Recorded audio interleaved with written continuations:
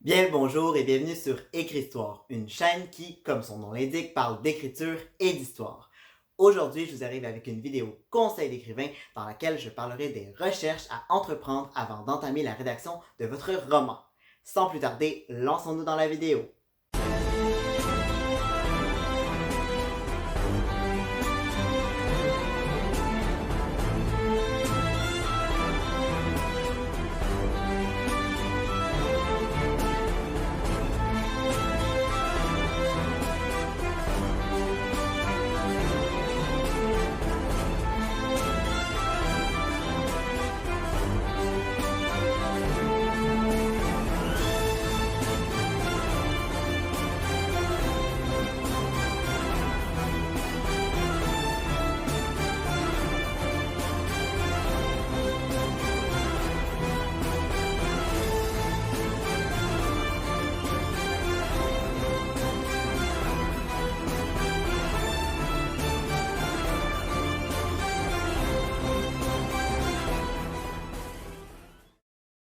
Ça y est, vous avez trouvé l'idée du siècle, l'idée qui sera le pilier de votre prochain roman. Vous avez travaillé votre intrigue, construit vos personnages, élaboré les différentes péripéties de votre héros. Vous êtes fin prêt à entamer la rédaction de votre roman.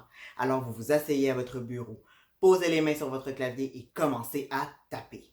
Vous êtes inspiré et pourtant vous êtes constamment arrêté dans votre processus créatif. Vous devez constamment rechercher une information, valider la vraisemblance d'une action. Eh bien, cette vidéo pourrait peut-être vous aider. Aujourd'hui, j'aimerais répondre à la question « Pourquoi vaut-il mieux entreprendre des recherches avant d'entamer la rédaction de votre roman ?» Avant de commencer, je tiens à souligner que cette vidéo est le fruit de ma propre expérience, que je ne détiens pas la science infuse et que vous êtes libre ou non de suivre mes conseils. Les recherches dans la communauté des écrivains ne font pas consensus. Généralement, soit on les adore, soit on les déteste. Personnellement, j'aime beaucoup la phase des recherches. C'est pourquoi j'ai décidé de vous partager les avantages de faire les recherches et tout le positif qu'on peut en tirer. Si on revient à la question que j'ai précédemment posée, la question à savoir pourquoi il vaut mieux faire des recherches avant de commencer à écrire, eh bien je dirais que tous les romans, de tous les types, eh bien tous les romans, quels qu'ils soient, nécessitent de faire des recherches minimum au préalable. Les recherches s'accorderont selon le genre de roman, son type, mais également selon l'impact que l'on désirera qu'il ait sur le lecteur. Dans le cas d'un roman policier, les recherches pourraient concerner le métier d'enquêteur, les méthodes d'enquête et quelques notions comme les mandats et le profilage. Pour un roman de science-fiction, les recherches pourraient comporter des notions de science, des notions de la technologie et de ses limites. Pour un roman historique, il faudrait se renseigner sur la période historique visée, sur le contexte, sur les personnages historiques importants, sur la politique de l'époque, sur les mœurs, les us et coutumes et bien plus. Pour un roman fantastique, il faudra faire des recherches pour créer tout un monde, créer des races, des types de personnages, créer une histoire à ce monde, des territoires, de la politique, des tensions entre les clans, etc. Allons-y maintenant avec des exemples beaucoup plus concrets. Prenons la série historique Outlander. Outlander raconte l'histoire d'une infirmière du 20e siècle, pendant la Deuxième Guerre mondiale, qui se retrouve projetée dans l'Écosse du 18e siècle. Lorsqu'on se penche sur l'œuvre, on se rend bien compte que l'autrice a fait beaucoup de recherches sur l'Écosse du 18e siècle, sur son contexte politique, historique, sur les personnages historiques importants, également sur les clans qui existaient, sur la dynamique qu'il y avait entre ces différents clans et bien plus. On remarque également que l'autrice a fait beaucoup de recherches sur le 20e siècle, sur la Deuxième Guerre mondiale, sur la médecine de la Deuxième Guerre mondiale, puisque Claire, son personnage principal, va se servir de ses notions de médecine pour aider les gens du 18e siècle. L'autrice Diana Gabaldon a dit qu'elle avait fait énormément de recherches et que cela lui avait pris des années. Allons-y avec un exemple beaucoup plus parlant. Harry Potter. Tout le monde connaît Harry Potter. Eh bien, saviez-vous que J.K. Rowling a passé 5 années à inventer le monde d'Harry Potter, à planifier l'histoire de la magie, à l'inventer, à créer des personnages tout autour, à penser aux écoles de magie, à penser également aux grands acteurs de ces écoles, aux maisons, aux sorts, aux potions, aux livres que les étudiants ont dans leurs cours pour étudier, etc.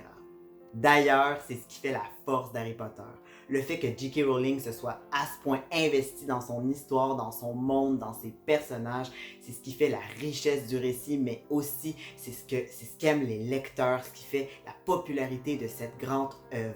L'autrice s'est à ce point investie dans son œuvre qu'elle est même parvenue à y distiller certaines notions qu'on retrouve dans nos sociétés, notamment la notion de racisme. On n'a rien qu'à penser par exemple aux Malfoy qui sont des sangs purs et qui se sentent supérieurs aux sangs de Bourbe. Allons-y avec un autre exemple également très parlant, le Seigneur des Anneaux. Son auteur a passé des décennies à créer le monde du Seigneur des Anneaux, à penser aux différentes races, les humains, les magiciens, les nains, les elfes, à créer l'histoire de chaque peuple, à penser aux tensions entre les peuples. Par exemple, si on prend le Hobbit, eh bien, on comprend à travers l'histoire que si les elfes n'aiment pas les nains et que les nains n'aiment pas les elfes, c'est parce que les elfes ont refusé d'aider les nains lorsque Smaug est arrivé et a envahi le royaume des nains. Donc ça, c'est une histoire derrière l'histoire que l'auteur a créée et c'est ce qui rend la chose magnifique et très appréciable. Je n'irai pas plus loin dans les exemples, je crois que vous avez compris le principe. Mais là, vous pourriez être tenté de me dire « Ah, mais si je n'écris pas de roman historique, si je n'écris pas de roman fantastique, si je n'écris pas de roman policier, si je n'écris pas de science-fiction, si j'écris une romance qui se passe à notre époque, eh bien, je n'ai pas besoin de faire de recherche. » Et là, je vous dirais que vous vous trompez. Oui, vous avez à faire des recherches. Vous aurez toujours à faire des recherches, c'est vraiment la chose à savoir.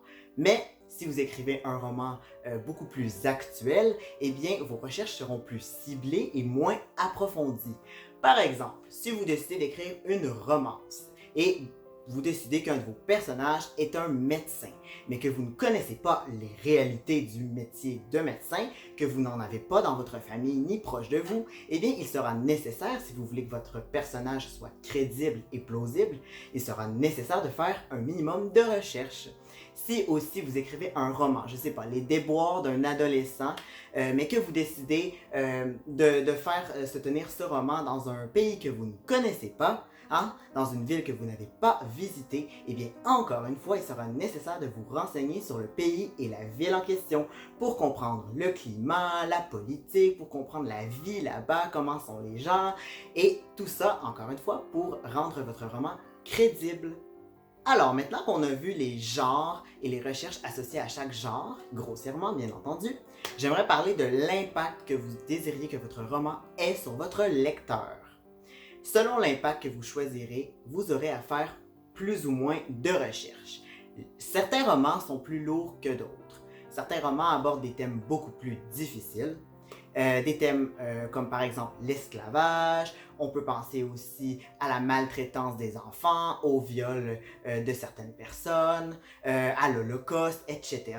Donc des thèmes comme ça, généralement, vont nécessiter plus de recherche que si, par exemple, vous écrivez un roman plus léger, un roman de type feel good, un roman juste pour passer du bon temps. Dans le même sens, si vous désirez remettre certaines choses en question, si vous désirez faire passer un message à travers votre roman, si vous voulez que votre roman soit dénonciatif par exemple, eh bien vous aurez généralement plus de recherches à faire. Maintenant, j'aimerais vous présenter une liste de 8 avantages que j'ai fait. 8 avantages de faire des recherches avant de commencer à écrire votre roman. Le premier avantage que j'aimerais citer, eh bien c'est le récit plus riche et plus vraisemblable. En faisant vos recherches et en les faisant bien, vous aurez un récit enrichi, mais aussi plus plausible et plus vraisemblable. Deuxième avantage, vous obtiendrez des personnages beaucoup plus profonds et beaucoup plus crédibles. Si vous faites des recherches sur votre personnage, sur votre métier, sur certains traumatismes qu'il aurait vécu dans son enfance et sur les effets que ces dits traumatismes auraient pu avoir sur lui, vous aurez un personnage beaucoup plus réel et qui aura beaucoup plus de chances de toucher votre lecteur. Troisième avantage, vous allez développer de nouvelles idées parce qu'à force de rechercher de l'information, à force de vous renseigner, vous allez élargir vos connaissances et vous allez avoir des idées pour votre roman, des idées auxquelles vous n'auriez peut-être pas pensé si vous n'aviez pas fait vos recherches. Par exemple, votre personnage est un avocat, vous vous renseignez sur ce métier et vous lisez par exemple un cas d'un client vraisemblable qu'un avocat aurait eu et vous décidez de vous en inspirer pour votre histoire.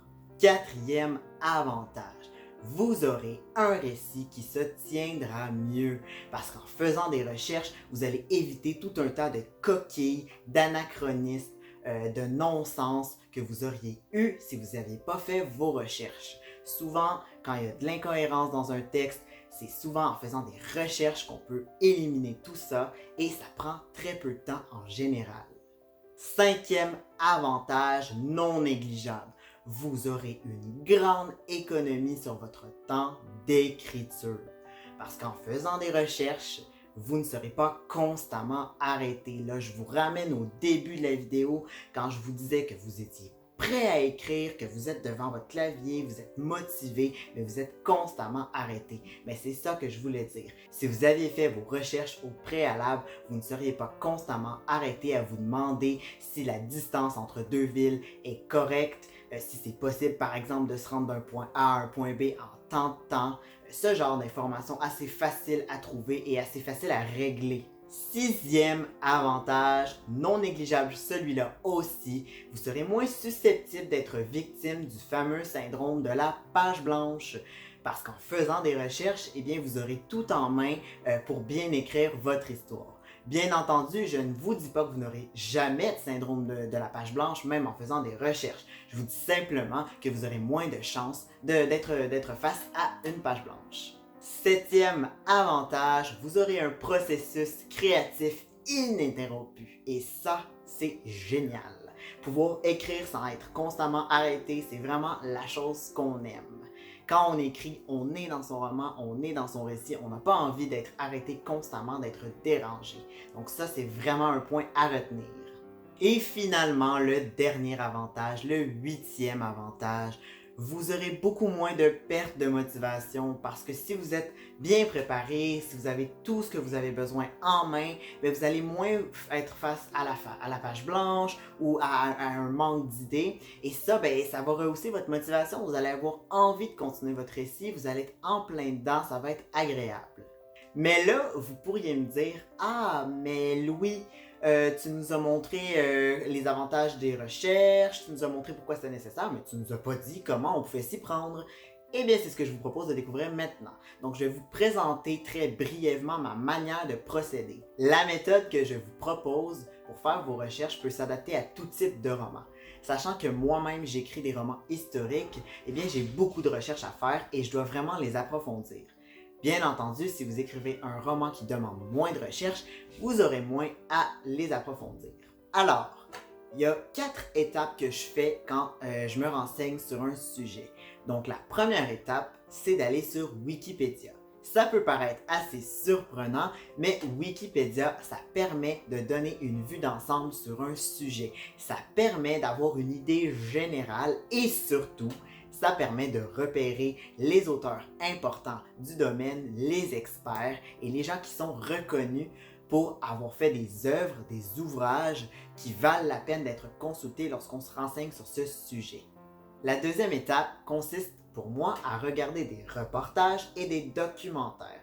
Donc après que j'ai fait mon repérage sur Wikipédia, j'ai pu trouver quelques reportages, quelques documentaires intéressants. Ce que j'apprécie tout particulièrement des documentaires et des reportages, c'est qu'on peut y retrouver des experts qui donnent leur avis, qui vulgarisent l'information et la rendent très accessible. De plus, on peut retrouver des reconstitutions qui peuvent aider à stimuler les idées, l'inspiration, de pouvoir vraiment également comprendre le contexte historique de l'époque donnée. C'est vraiment très intéressant. La troisième étape, eh bien pour moi, c'est l'étape la plus lourde, la plus longue, la plus invasive, je dirais. C'est vraiment l'étape d'aller repérer les documents importants que j'aimerais consulter. Donc, je retourne à ma page Wikipédia et je sors tous les documents que j'aimerais voir. Donc, les livres, ça peut être des articles scientifiques, des articles historiques, des documents d'époque, toutes sortes de choses qui vont m'aider à vraiment me renseigner sur mon sujet, sur mon époque et sur ses réalités. Là, ce que je vais faire, c'est que je vais lire les documents, je vais les annoter, je vais mettre des post-it, je vais prendre des notes, je vais vraiment fouiller, creuser les documents de fond en large. Encore une fois, moi, j'écris des romans historiques. Hein. C'est vraiment nécessaire pour moi de le faire. Évidemment, si vous avez juste à rechercher le métier de médecin, ben, vous n'allez pas vous mettre à lire plein d'œuvres là-dessus, là, plein de documents là-dessus. Hein, on s'entend.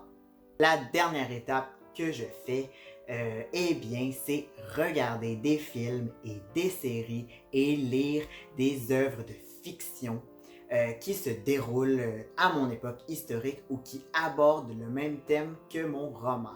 Ça, ce que ça me permet de faire, c'est voir comment les gens ont scénarisé certaines choses hein, que je veux moi-même scénariser, comment ils les ont narrées, comment ils les ont présentées. Et ça m'aide vraiment au niveau du processus créatif. Et c'est simplement pour m'inspirer.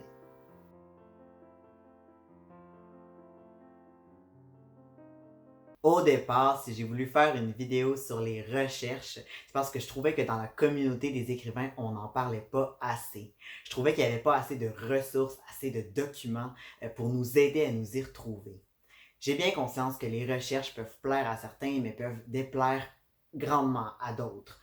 Je sais que les recherches, c'est pas une phase facile, que parfois ça peut paraître même insurmontable. J'espère que cette vidéo vous aura aidé à vous y retrouver. Si vous étiez bloqué, si vous étiez coincé, j'espère que ça aura débloqué certaines choses. En ce moment de confinement dû à la COVID-19, je pense que cette vidéo tombe à point nommé. On est tous chez nous, on est tous en confinement et puis on a tous du temps hein, à tuer ou même du temps à accorder à nos romans et je pense vraiment que cette vidéo pourra en aider certains, du moins c'est ce que j'espère.